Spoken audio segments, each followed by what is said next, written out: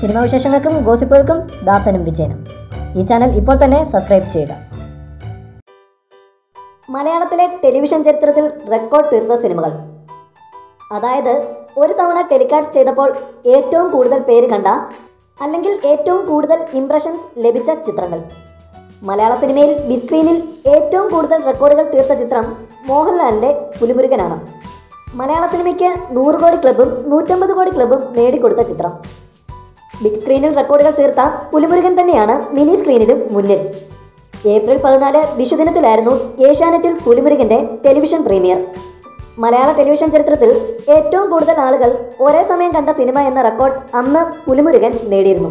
ഇപ്പോൾ മോഹൻലാലിൻ്റെ പിറന്നാൾ ദിനത്തിൽ പുനർസംപ്രേഷണം ചെയ്തപ്പോഴും റെക്കോർഡ് ഇട്ടിരിക്കുകയാണ് പുലിമുരുകൻ.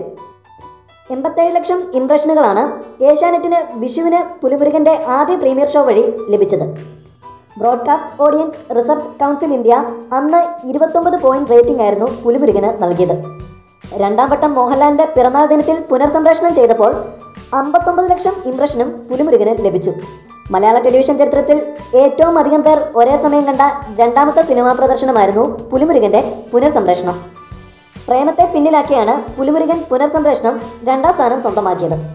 അങ്ങനെ ഏറ്റവും കൂടുതൽ പേർ ഒരേ സമയം ടെലിവിഷനിൽ കണ്ട മലയാളം ചിത്രമെന്ന റെക്കോർഡിൽ ഒന്നാമതും രണ്ടാമതും നിൽക്കുന്നത് മോഹൻലാലിൻ്റെ പുലിമുരുകൻ്റെ സംപ്രേഷണങ്ങൾ തന്നെ.